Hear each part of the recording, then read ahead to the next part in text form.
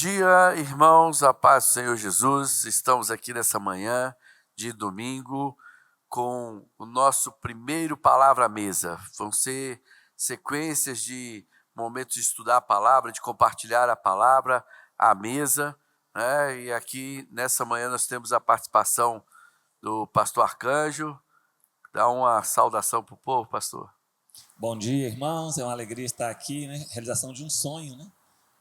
A inspiração de ter a palavra à mesa é seguirmos os passos de Jesus na instrução dos seus apóstolos e dos seus discípulos, né? Então, acho que a igreja deve andar por esse mesmo caminho e será muito gratificante e muito enriquecedor a construção, né, da nossa escola bíblica, né, da nossa estudo da palavra de uma maneira bem interativa.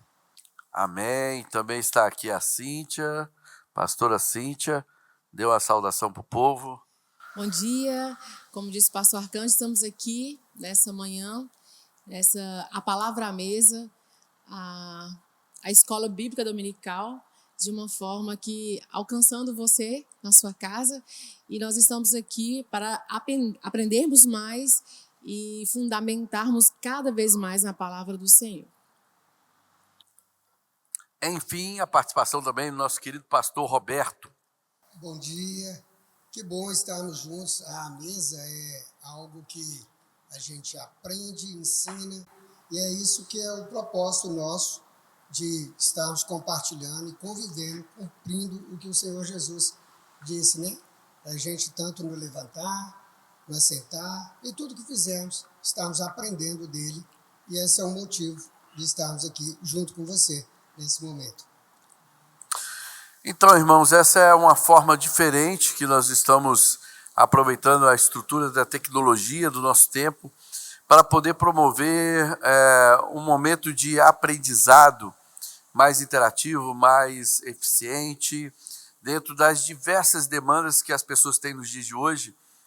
Tem aqueles que trabalham pelo domingo pela manhã, não tem tempo de ir à escola dominical, poderão assistir a aula em outros momentos do dia, da sua semana, e assim também participar com perguntas, interagindo nos comentários na nossa rede social do YouTube, comentando e perguntando sobre a aula e acrescentando e dando seu posicionamento pessoal ou aquilo que tem aprendido em Deus.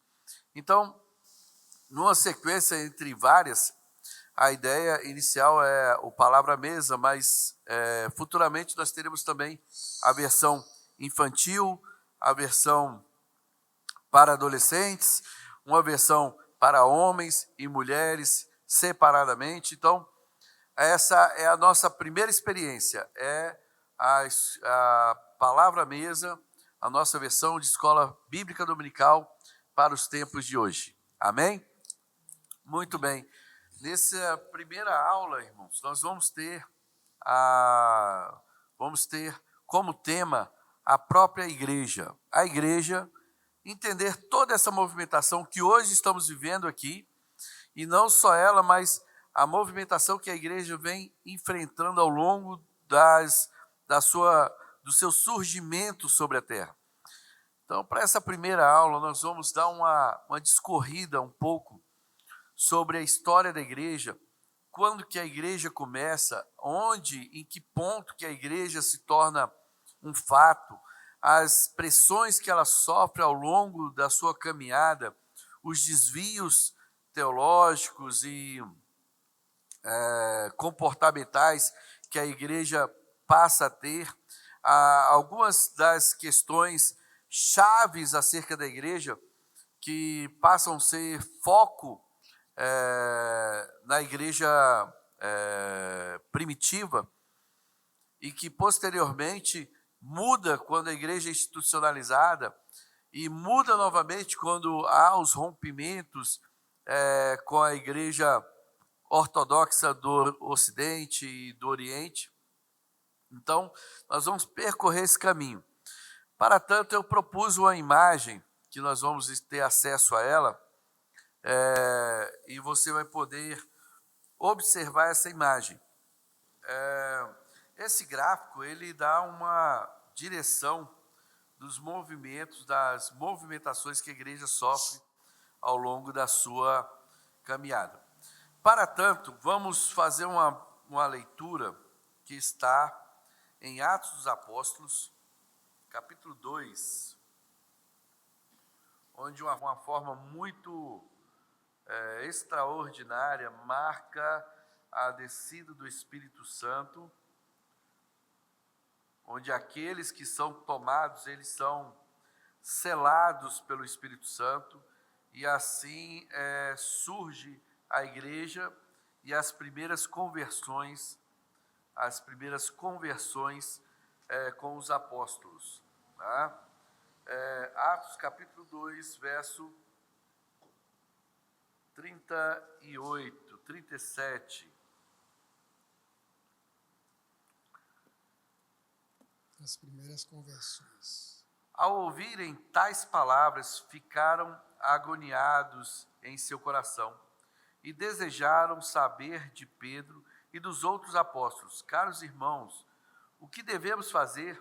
Orientou-lhes Pedro: arrependei-vos e cada um de vós seja batizado em o nome de Jesus Cristo, para o perdão dos vossos pecados, e recebereis o dom do Espírito Santo, porquanto a promessa pertence a vós, a vossos filhos e a todos os que estão distantes, enfim, para todos quantos o Senhor nosso Deus chamar.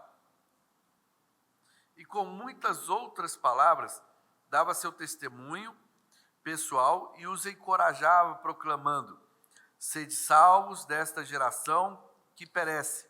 Assim, todos quantos aceitaram a palavra foram batizados, e naquele mesmo dia juntaram-se a eles cerca de 3.000 pessoas. Eles perseveravam no ensino dos apóstolos e na comunhão, no partir do pão e nas orações.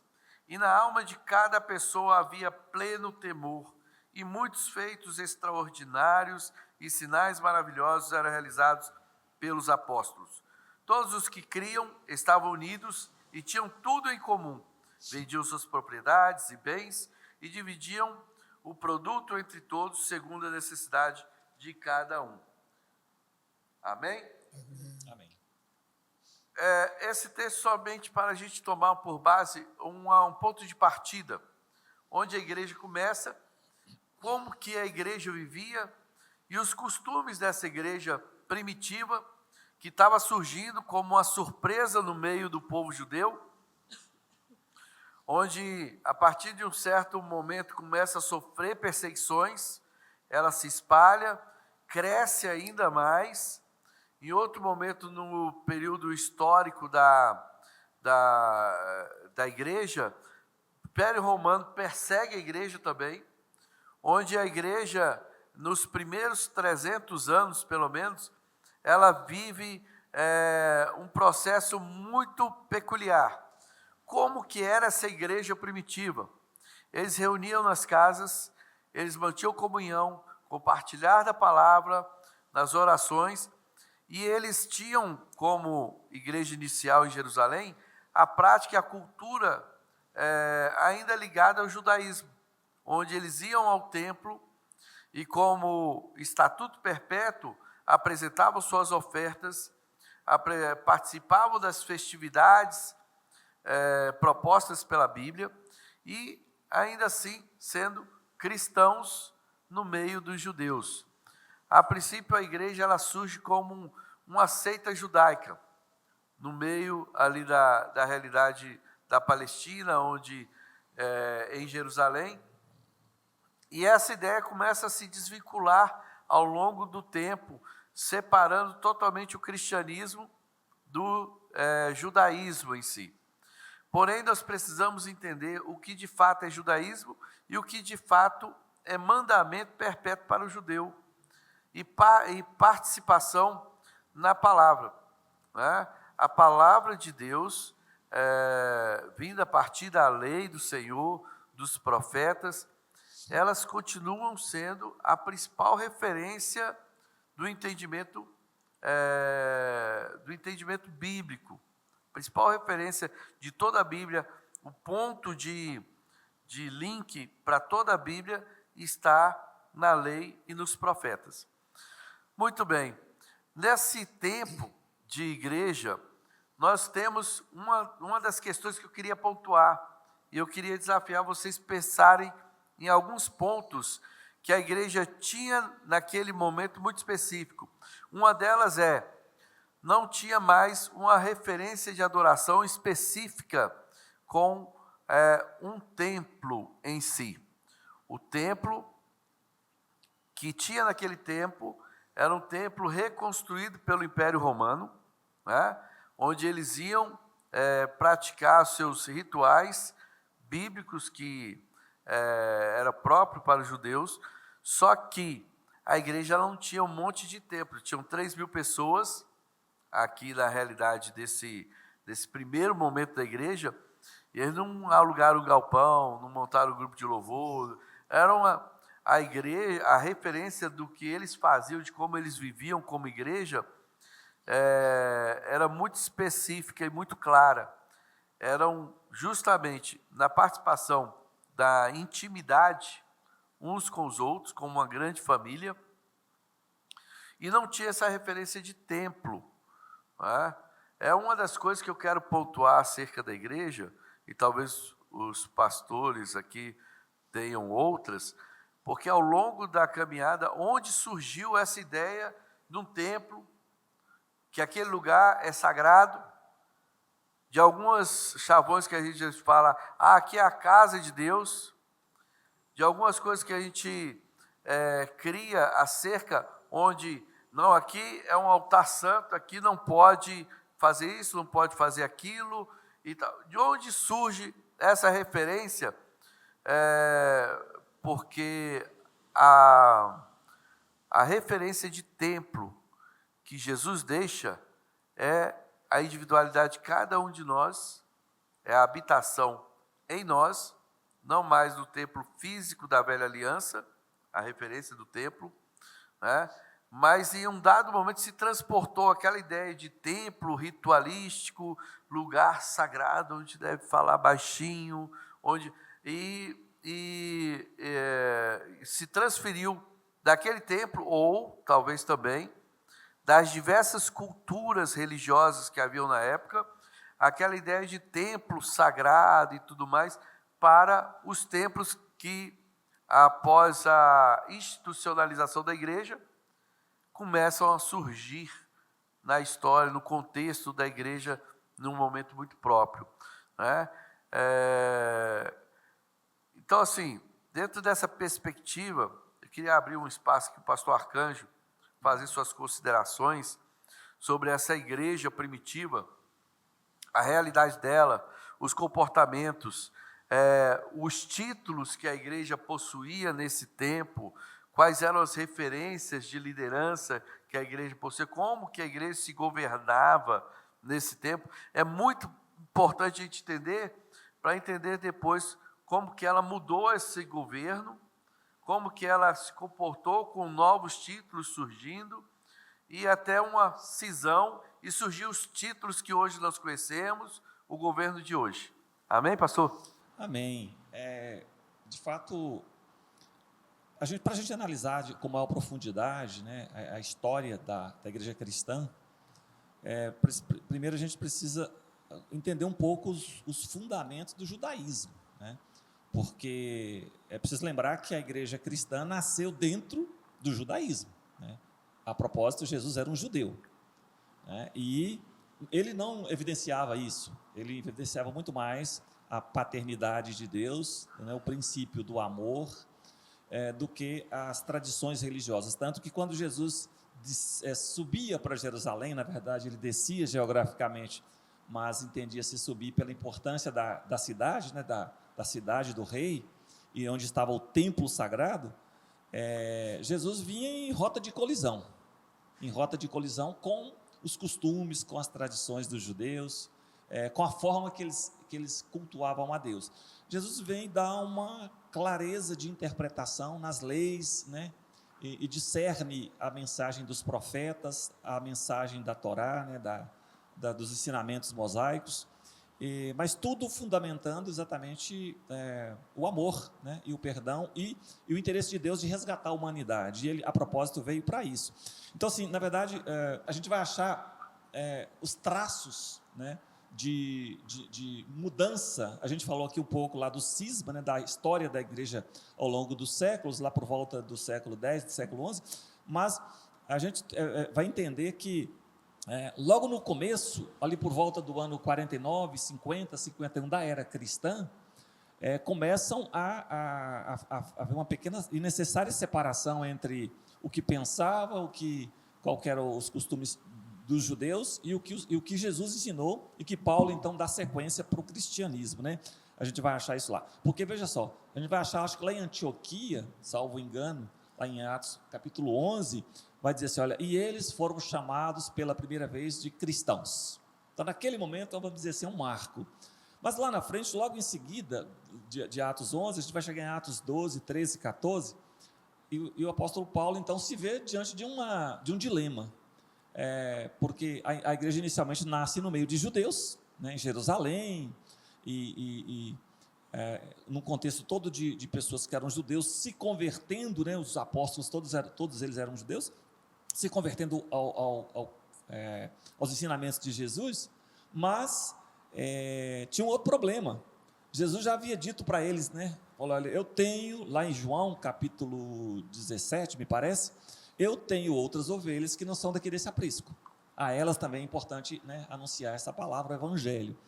Então, a gente vê que já havia uma projeção do evangelho sair dos limites de Jerusalém, dos limites do judaísmo e extrapolar, né? Então, por isso que depois veio o ensinamento lá em Mateus, falando sobre o evangelho deve ser pregado em Jerusalém, na Samaria, na Judéia, depois em todos os confins da terra. Então já havia essa perspectiva. E Paulo, no capítulo 14, mais ou menos, ele e Barnabé, eles se veem num dilema, porque os judeus rejeitam a mensagem na perspectiva, né, ou na visão que Paulo está pregando, né, que ele aprendeu de Jesus. E a gente vai achar lá o apóstolo Paulo falando assim, olha, então Paulo, usando de ousadia junto com Barnabé, disse para eles, é necessário que a vós se pregasse, em primeiro lugar, a palavra de Deus. Mas visto que vocês a rejeitaram, olha só, lá em Atos capítulo 13, versículo 46, e não julgais dignos da vida eterna, eis que a partir de agora nós voltamos para os gentios. Então há uma virada de chave em Atos 13, versículo 46, quando Paulo falou, então vocês não querem o evangelho, então tchau para vocês, nós estamos vamos pregar agora, tanto que ele vai para Icônio, para Listra, para Antioquia, e ele começa a pregar para Derbe, e começa a pregar o evangelho para um povo que não é judeu, que são chamados, né, os gentios, a quem é oferecido e apresentado, né, a mensagem do evangelho. E aí, naturalmente, haveria um problema, né, uma crise. Por quê? Porque eles eram judeus, eles saíram de lá, né, seguidores de Jesus, e agora estão pregando o mundo afora. E aí, lá no capítulo 15 de Atos, necessariamente acontece o primeiro concílio, né? Concílio bíblico, onde gera uma carta, um documento, e é mandado para as igrejas, onde essa questão, né, como é que nós vamos fazer com os ritos mosaicos? Nós vamos ter que fazer uma assembleia e tomar uma decisão aqui. E aí, olha, a partir de agora nós não vamos impor aos novos seguidores de Jesus o que se impunha ao costume e à tradição dos judeus, circuncisão, por exemplo, adorar no templo, por exemplo, né? Mas que eles se abstenham de algumas coisas, né? Então, a partir dali, são os rudimentos dos ensinamentos cristãos para fundamentar o que nós temos hoje como... Pastor, vale ressaltar aí o que o senhor citou, a questão de que o fundamento da primeira aliança é a lei. E o fundamento dessa segunda aliança, que a primeira aliança, o fundamento é a lei, é uma aliança feita baseada em sangue de animais e tudo mais. E o fundamento para a segunda aliança, já baseado agora no sangue de Jesus, perfeito, puro e perfeito, continua sendo a lei. Então, a palavra ela continua sendo o fundamento da nova aliança que nós recebemos em Cristo Jesus, que agora é pelo sangue dele, já não mais repetidamente periodicamente por sangue de animais, mas de uma vez por toda, pelo sangue de Cristo, se concretiza algo que a lei exige. É verdade, é por quê? Porque não haveria remissão de pecados sem derramamento de sangue. Só que o problema da lei é que eram sacrifícios repetidos, ano após ano. E não se tinha a sensação do alívio do perdão, né, e da justificação, embora fizesse o sacrifício de expiação de um animal. Aí é a grande diferença, né? Agora, com o sacrifício do Cordeiro Santo de Deus, que é o Messias, Jesus, é o sacrifício único, perfeito, suficiente e eterno. Né? Aí eu pego um gancho no que o pastor Arcanjo está falando, quando o senhor falou da questão do templo, né? O senhor falou no início sobre o templo, como é que a igreja, de onde surgiu essa parte, essa estruturação da igreja estar reunindo, e com o sacrifício do animal e o derramamento do sangue do animal, eu acredito que haveria o alívio, mas não o sentimento de comprometimento. Porque aí, quando tem o sacrifício de Cristo, o derramamento do sangue de Cristo, aí sim, Cristo habita em nós. E aí vem o templo, que nós, como templo, morada do Senhor, que aí desconstrói essa ideia de que a reunião deveria ser justamente em templos grandes, em templos estruturados, e agora Cristo habitando em nós, é onde eu vejo que nessa primeira ministração de Pedro, né, que vem a conversão de 3.000 almas, 3.000 pessoas, eu acho que Pedro já estava apropriado disso, porque ele não estava num templo estruturado de uma construção, mas Cristo estava construído dentro de Pedro, e aí não precisava desses lugares, tanto é que ele anuncia isso para reunir 3.000 homens, converter, imagina-se que tinha muito mais, né? Porque quantos ouvem e não convertem. Então, eu só para essa questão do sacrifício do sangue e, ao mesmo tempo, puxar para a morada, o templo, a reunião dos que para ouvirem e dos que creem, né? Sim. A questão do templo. Sim.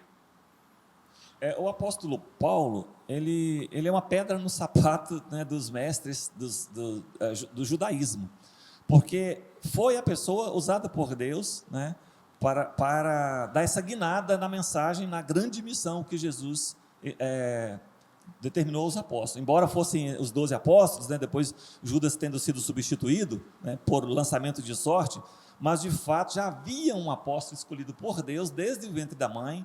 Esse, outrora, um perseguidor da igreja, passa a ser talvez uma das figuras mais estratégicas da história do cristianismo, né?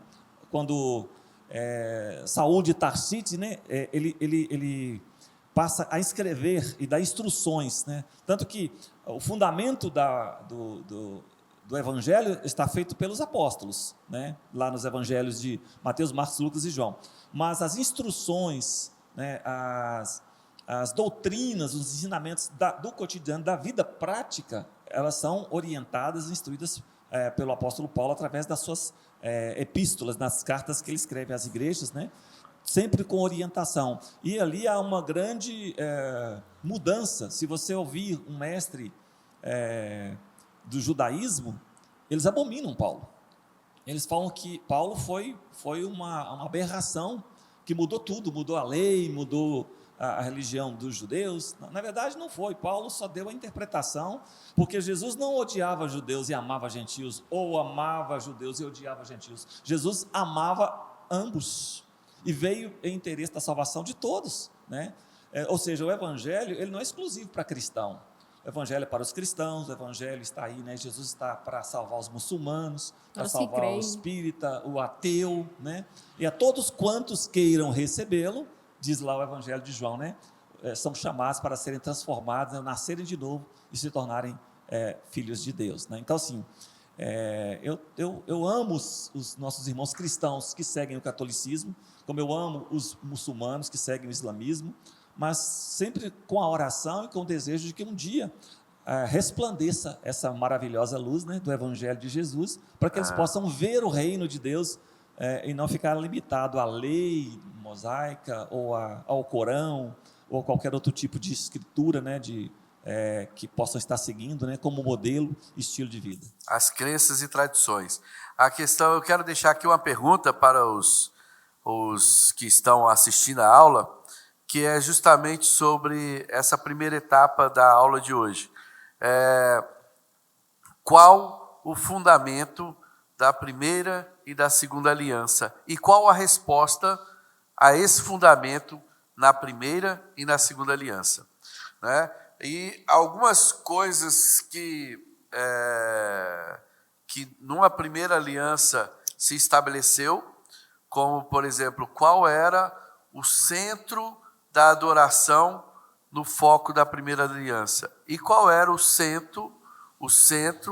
foco da adoração na segunda aliança. Eu vou deixar essa pergunta para que cada um comente nos comentários do nosso canal, e na oportunidade nós estaremos respondendo e comentando em cima daquilo que vocês responderem e ajustando as diferentes formas de pensar.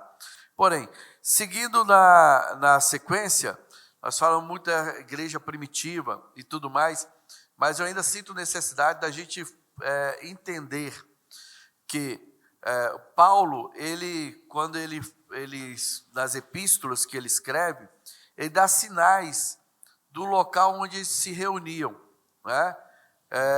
Fala para Priscila e Áquila, na igreja que era na sua casa.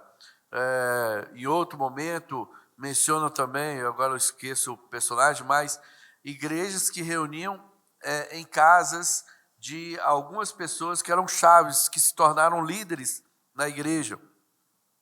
Líderes onde o apóstolo João, quando escreve uma de suas epístolas, ele vai trazer algumas orientações a um presbítero local acerca da dissensão de outro presbítero, a uma certa divisão de pensamentos, onde o apóstolo João se impõe e dá orientações a um presbítero de como lidar com aquela situação. Então, assim, os títulos bíblicos, eles se resumiam ao que Paulo fala em Timóteo, em Efésios, a Tito também, a questão do bispo, presbítero e diáconos. Diáconos, primeiro grupo criado no meio da igreja, como título de uma função orgânica da igreja. Posteriormente, os presbíteros. E, na expansão, os bispos, né? Entendendo a função de cada um. Os diáconos mais na questão social, de alimentar as mesas, os presbíteros no cuidado e no ensino, os bispos na gestão regional das igrejas que iam surgindo. Então, essa estrutura organizacional e múltipla de liderança, porque não tinha a centralização em um líder, os apóstolos 12, eles governavam sobre a igreja, não havia uma distinção específica, apesar de haver lideranças locais, como no primeiro concílio, que já foi citado aqui, eles trazem para Jerusalém, e naquele momento Tiago menor, Tiago também, o irmão, filho de Maria, na carne, irmão de Jesus, né? Tiago, ele responde, ele dá uma palavra final nesse concílio, estabelecendo algumas questões para os gentios que se tornaram dúvidas, como o pastor Arcanjo já falou aqui. Na Antioquia, muitos gentios, e os judeus queriam impor toda a prática judaica para os gentios, toda a cultura, e ali, nesse concílio, se estabelece que há certo limite para isso. Não vamos entrar em detalhe acerca desse limite, mas fica aqui registrada a questão do governo, a forma de governo da igreja, pelos presbíteros, pelos bispos e diáconos da igreja, todos sem ter uma referência específica hierárquica, né? Mas todos em pé de igualdade, trabalhando em prol do reino de Deus. Amém? Amém. Bom, a segunda etapa da nossa aula de hoje, ela vai passar pelo grande impacto que a igreja sofre com os rompimentos. O crescimento do islamismo, ele afeta algumas das bases da igreja cristã na época, por exemplo, Alexandria na África, própria Jerusalém, Antioquia, mas persistem duas grandes bases da igreja cristã em Roma e em Constantinopla, hoje Turquia, região da Turquia, onde com a queda do Império Romano há um primeiro cisma, como já foi mencionado também pelo pastor Arcanjo aqui, entre o século X e o século XI, onde surge a Igreja Ortodoxa do Oriente e a Igreja Ortodoxa do Ocidente, a Igreja de Roma e a Igreja de Constantinopla. Cada igreja tinha os seus bispos que atuavam nas regiões e sempre teve um bispo mais em evidência, que liderava sobre os outros, com sabedoria e maturidade, né? Porém, a essa altura, a interferência das posições de liderança da igreja já eram muito reais. Os que se posicionavam como bispos, que eram colocados na função como presbíteros, de forma política e intencionais de ter privilégios e oportunidades. Então, a politização dentro da estrutura orgânica da igreja já começa a afetar isso. Pastor Arcanjo, eu estava olhando uma pesquisa, pesquisando sobre a origem da palavra Papa, do título Papa, e aí nisso eu encontrei uma referência dizendo que os bispos, no passado, todos eles, de forma carinhosa, eram chamados de Papa, ou seja, de pai. E essa era a intenção de paternidade que Jesus deixa lá no passado para ser passado de geração a geração. A questão de paternidade de uma geração sobre outra geração, promovendo o desenvolvimento da igreja. E só que esse abuso acerca dessa cria em outro momento uma certa resistência à questão da paternidade geracional, né? Onde em um dado momento da história o bispo central, o bispo líder, estabeleceu que o termo Papa seria usado somente para o bispo líder de todos, exclusividade total, e transforma essa forma carinhosa de chamar os bispos em um título para aquele que era o líder supremo da igreja naquele momento, onde já se entrou num processo de centralização de governo na igreja. E surgindo vários outros títulos, a partir de então, cardeais, arcebispo, monges e tantos outros termos, padres, que também faz referência a pai, né? Que tem uma essência saudável pela palavra, porém tem um uso abusivo na sua história, na sua essência. Né? Quando se fala de pai, é muito mais de uma entrega do que de um domínio, né?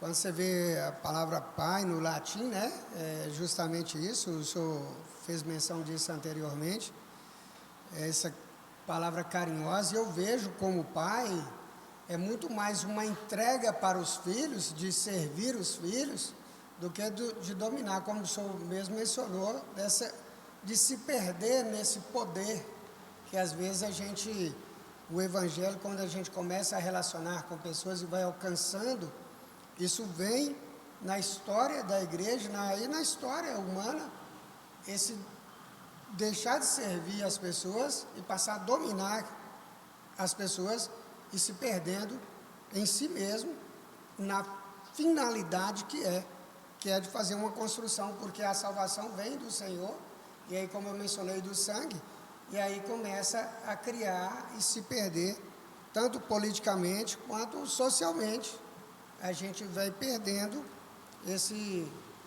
essa estrutura principal do que veio do próprio Deus, né? A gente vai perdendo essa paternidade, e por isso muitos hoje têm dificuldade em relacionar com o Pai eterno. Muitos têm dificuldade de relacionar com Deus, por causa dessa questão de não compreender ou de ter sido abusado na questão do poder em relação a essa paternidade que o senhor menciona e que eu estou querendo fazer referência a ela. Sim, pastor, faça. É um comentário. Lá em 1 Timóteo, Paulo, preocupado com a questão, né, da organização da igreja e da condução da igreja, é uma coisa interessante, sabe, pastor Roberto? Não que eu aprecie ou concorde, mas, por exemplo, se você seguir como é o modelo do planejamento eclesiástico e o desenvolvimento, né, das atividades da igreja católica, por exemplo, eles seguem um planejamento. Em qualquer das igrejas que você vá, no bairro ou na cidade, estão seguindo uma liturgia, né, para fazer os seus cultos, as suas celebrações. Isso não acontece no meio dos evangélicos. Então, enquanto a gente está indo numa direção, existe um outro grupo evangélico já indo na outra, um outro grupo evangélico indo na outra, e parece haver uma descoordenação. Por isso, pastor, a necessidade de ter quem oriente. E aí a gente vai lá em Timóteo, a gente ouve Paulo dando instruções para Timóteo, como ele dá para Tito, né? Uhum. E as instruções que ele dá lá, inclusive ele fala sobre episcopado, né? Ele dizendo lá sobre quem tem chamado, sente, né, percebe que tem um chamado e que isso é referendado pela igreja. Ele dá as instruções, como é que é o perfil, né, de caráter, de personalidade, né, desse servo, na verdade desse ministro que é diácono também, né? E aí ele consegue, por exemplo, Paulo está ciente de que Tito e Timóteo são jovens, por isso ainda não tem a devida maturidade para a condução, mas ele fala de presbíteros que são anciãos, são homens, pessoas mais velhas, para dar as instruções. Talvez esse seja um grande erro que a igreja moderna comete. Vamos lembrar do reinado depois de Davi e Salomão, que vem o filho de Salomão, e em vez de ouvir conselhos dos mais velhos, mais sábios e mais experientes, opta por ouvir os conselhos dos amigos, dos colegas, dos mais jovens. E isso traz uma ruína para um reino que foi construído e alcançado e conquistado por sangue e por espada, né? pelo seu avô Davi, pelo seu pai Salomão, né? Ou seja, havia um reinado de paz antes, depois há uma desordem, uma ruptura lá nos reinos, né? Reino do Norte e Reino do Sul, por não saber tomar instrução, né? E aí Paulo orienta. Se você prestar atenção lá em Timóteo, ele vai falar exatamente sobre aquele que deseja ser um bispo, ou um diácono, ou um presbítero, né? Ou seja, um ministro que vai servir. Ele dá essas instruções, né? Quando ele vai falar sobre o presbítero, né? A questão da condução familiar, da cuidado com os filhos, né? Ou seja, tem que ter essa moral, né, pastor? Essa maturidade, esse reconhecimento para que a igreja seja devidamente conduzida, inclusive para orientar os mais velhos, para orientar as viúvas, para cuidar dos órfãos, porque Tiago vai falar lá, né, que a verdadeira religião é o cuidado com aqueles que são desamparados, né? A verdadeira religião. E aí, o ministro, né, do evangelho, seja ele diácono, seja ele pastor, seja ele presbítero, seja ele um bispo, seja ele o que for, ele tem que ter essa orientação. Naturalmente,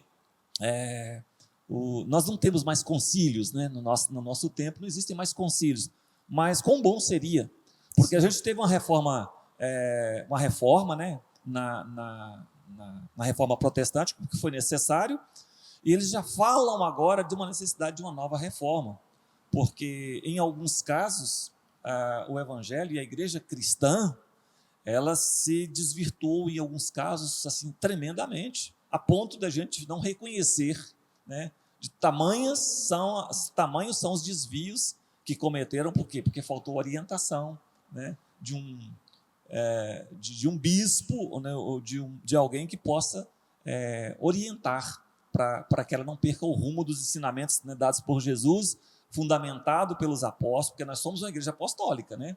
Ou seja, a nossa fé, ela está estruturada e fundamentada nos ensinamentos dos apóstolos. E não existem outros ensinamentos. E se eu não estiver enganado, tem um versículo que fala que se for colocado um outro evangelho além desse, Gálatas 1:3, se eu não estiver enganado, que seja anátema. Né? Nós não podemos aceitar um outro fundamento além do que já está posto. Né?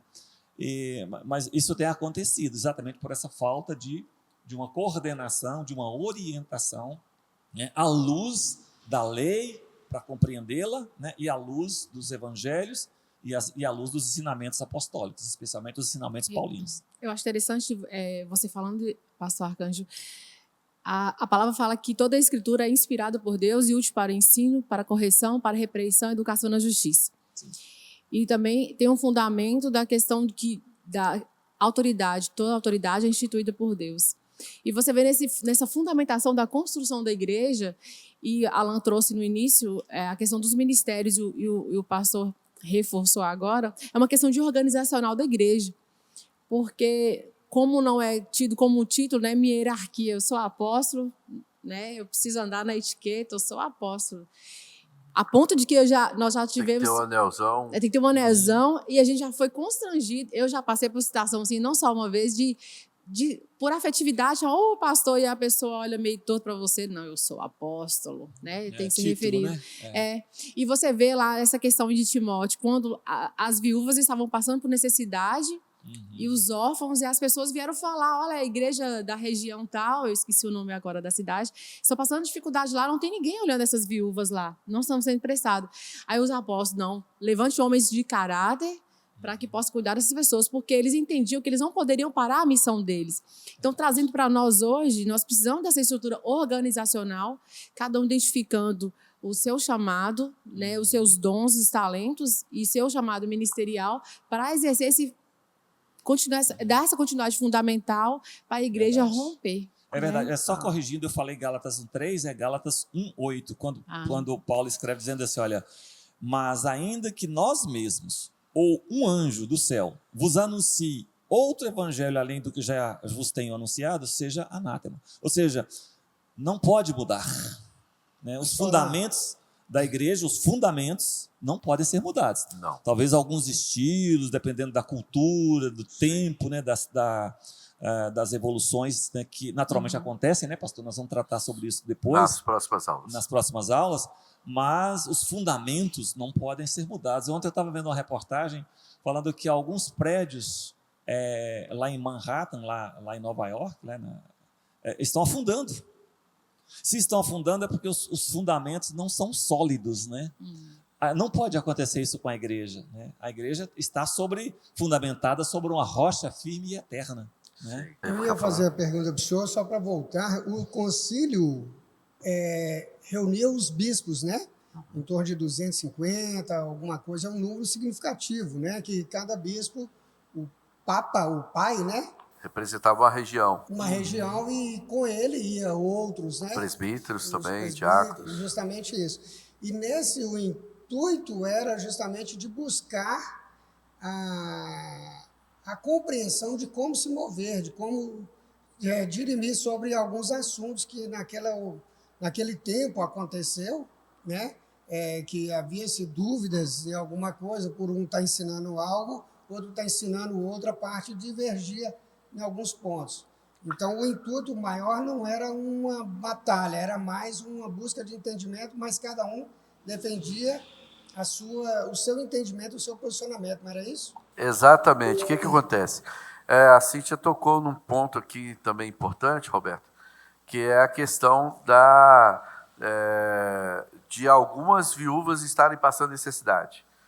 E quando você toca nisso, eu quero remontar o quê? A maldade humana, ela permanece no homem. Nós somos salvos, temos o Espírito Santo, mas se não vigiarmos, a nossa carne começa a falar e a promover maldade dentro da igreja. Era o que acontecia lá na igreja quando foi instituídos os diáconos. Foi percebido pelos gentios que as viúvas dos judeus eram mais bem tratadas que a dos gentios. E dentro daquela confusão, e quem vai servir melhor? Foi-se estabelecido os diáconos para que fizesse a distribuição de uma forma mais igualitária. E para ser honesto nesse processo, foi estabelecido um perfil para o diácono, não ser, como diz, beberrão, dado ao vinho, ser marido de uma mulher só, não ser avarento, cuidar bem dos filhos, detalhes que revelam o caráter de uma pessoa, né? Então, assim, a maldade no homem continua. E quando a gente deixa de ser movido pelo Espírito, essa maldade começa a querer governar dentro da igreja. E isso foi o que a igreja sofreu nessa movimentação que você está falando sobre a questão da reunião, da busca dos concílios, onde tinham muitos interesses envolvidos naquela reunião. Havia um olhar dos reis, dos poderosos, dos ricos, acerca daquele concílio cristão que estava acontecendo. Que naquele concílio, um detalhe, perceba que um detalhe que fosse decidido ali, de repente, um impacto financeiro violento poderia acontecer. Assim como houve a entrada do cristianismo em Éfeso, onde aqueles que vendiam objetos de Diana, agora converteram ao cristianismo, como que eles vão viver vendendo imagem, objetos, adereços para Diana, oferendas para Diana. Então, toda aquela estrutura religiosa que movia uma economia foi impactada pela entrada do Evangelho. Então, quando reuniam um concílio, todo mundo estava de olho. Qual vai ser o impacto disso economicamente, nas estruturas, do que vai acontecer? E um certo controle havia, claro, como há hoje, e sempre vai tentar, sempre vai ter essa pressão, e não só essa pressão política, mas a pressão da cosmovisão local, da cultura local, acerca dos valores, né? Como começa a entrar crenças arianas sobre Jesus não ser uma divindade, mas ser totalmente um homem, né? Natural, e um profeta, e não ser Deus efetivamente. Então, pressões heréticas, fundamentadas em crenças, em origem religiosas de quem estava entrando na igreja, havia ao todo tempo. Até surgiu o movimento anabatista dentro da igreja, onde começou a confrontar a questão do batismo de criança. Não, mas se batizou a criança, quando chegar na fase de consciência, tem que batizar de novo, porque ele não tinha como se arrepender. Aí surge o movimento anabatista dentro da igreja, tratando essa questão dessa importância, dessa relevância do batismo associado ao arrependimento. Então, muitos movimentos heréticos, e ideias e conceitos que haviam na igreja se reuniam no concílio para ajustar, até que surge as ideias cessacionistas do fim da ação profética na igreja, do apostólico, o cessacionismo de dons de cura, de libertação e tantos dons. Então, várias questões começam a permear a realidade da igreja. E as pressões políticas, interesses econômicos, as questões culturais, todas essas pressões estavam sobre a igreja. E aí a gente entra nessa fase de entender quais delas afetaram a igreja da atualidade. Então, nós vamos caminhar para uma outra pergunta, que é: descrevam as formas de governo identificadas na igreja no primeiro,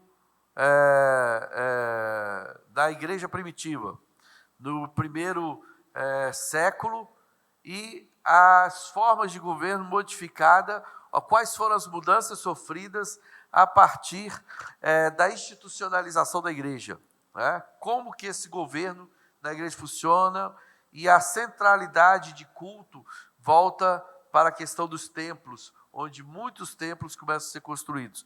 Então, fica aí a segunda pergunta da nossa aula de hoje, para você comentar nos nossos comentários, e nós vamos caminhar para o final da nossa aula de hoje, ouvindo as últimas considerações de cada participante dessa manhã. Eu estava pensando aqui, quando você falava, que a igreja precisa olhar para Cristo. Jesus, ele era todos os ministérios, né? Ele era apóstolo, profeta, ele fazia a vontade do Pai. E ele é o nosso maior exemplo. E nós somos o corpo de Cristo. Nós precisamos voltar nossos olhos para Cristo, seguindo os fundamentos do Senhor, porque ele fala, né, que ele veio cumprir a vontade do Pai.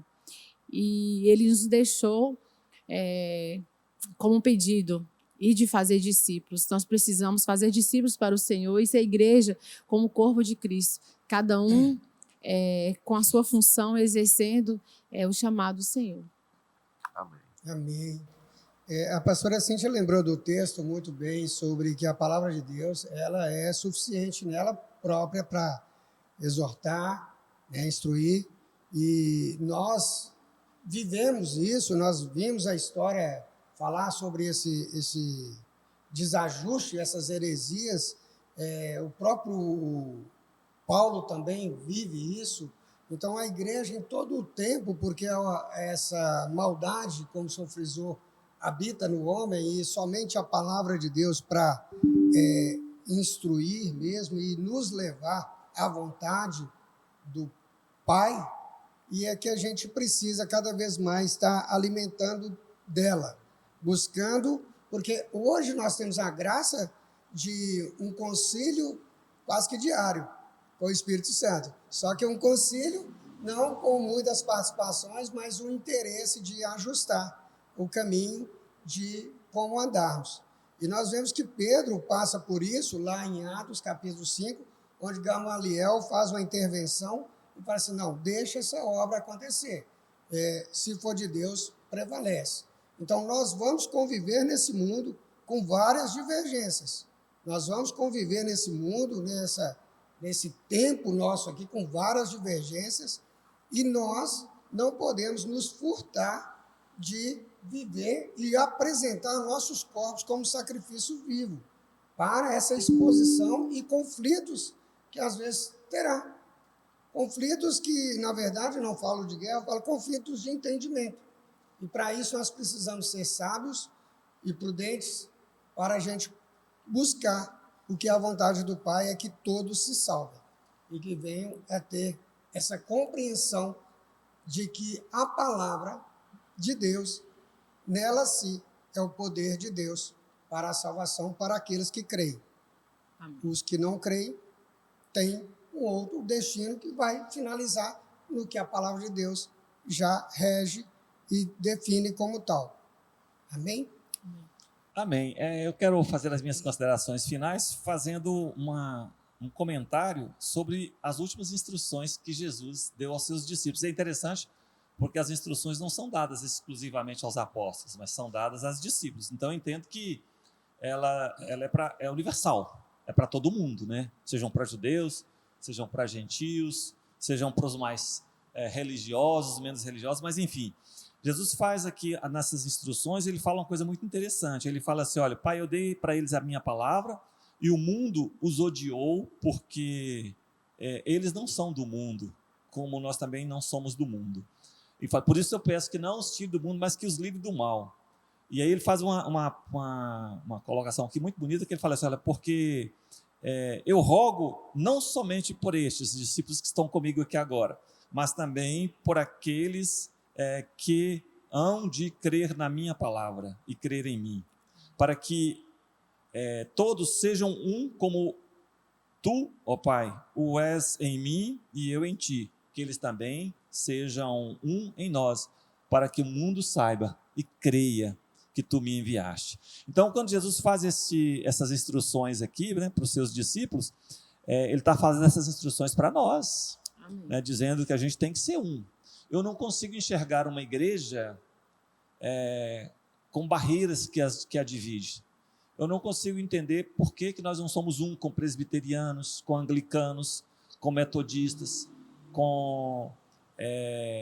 ou seja, com assembleanos, né? Eu creio que nós devemos ser um nesse aspecto, Um só como reino. também devemos ser um com cristãos, inclusive católicos, né? Universais, porque Jesus deu a instrução e ele não fez essa divisão, nós é que fazemos. E nós precisamos quebrar essa barreira que os homens, o pastor colocou muito bem, separações políticas e de ideologia.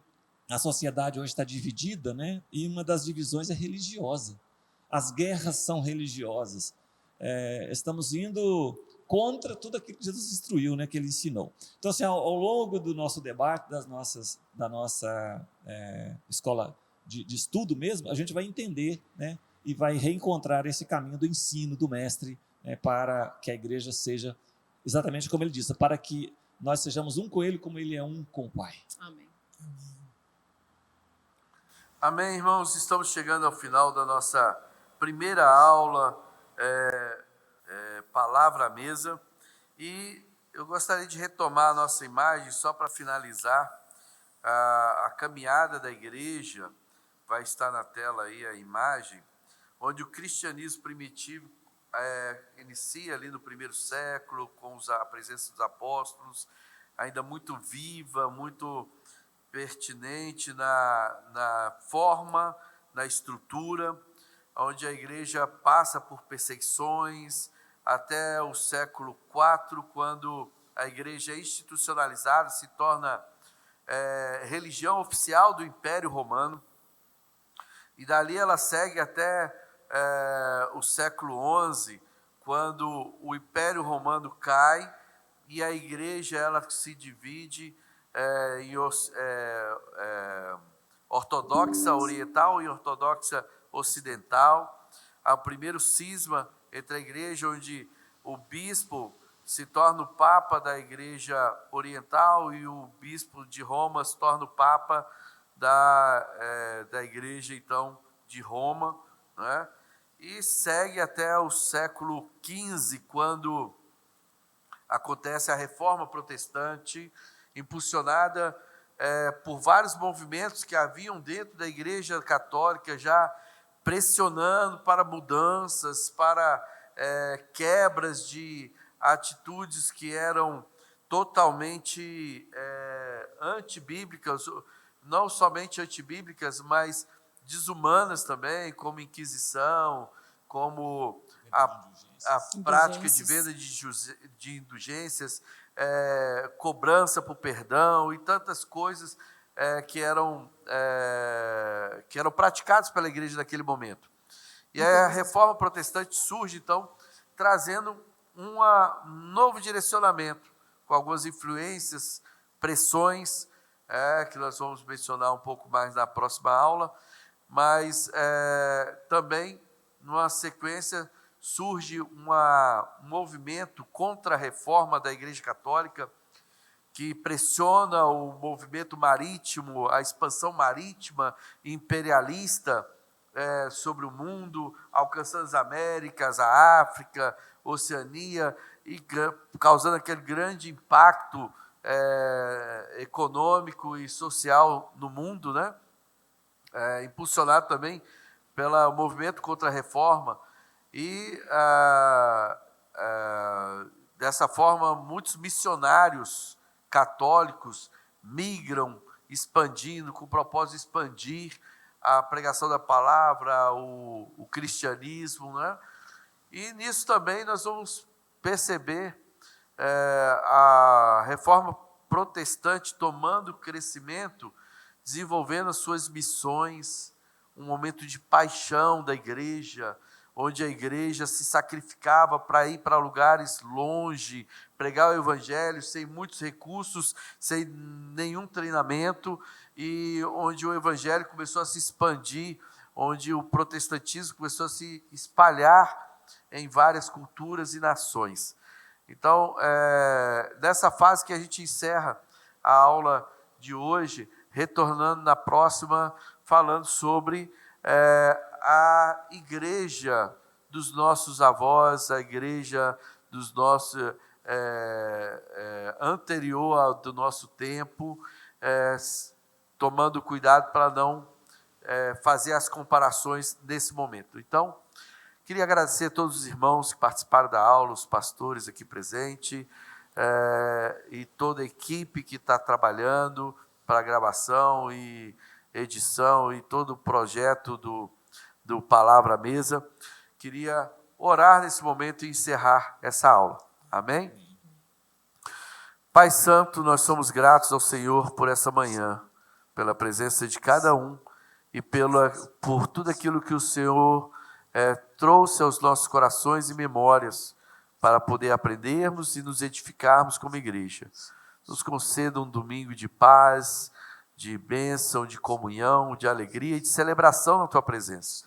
Em nome de Jesus nós oramos, gratos ao Senhor, porque o Senhor tem sido tão bom.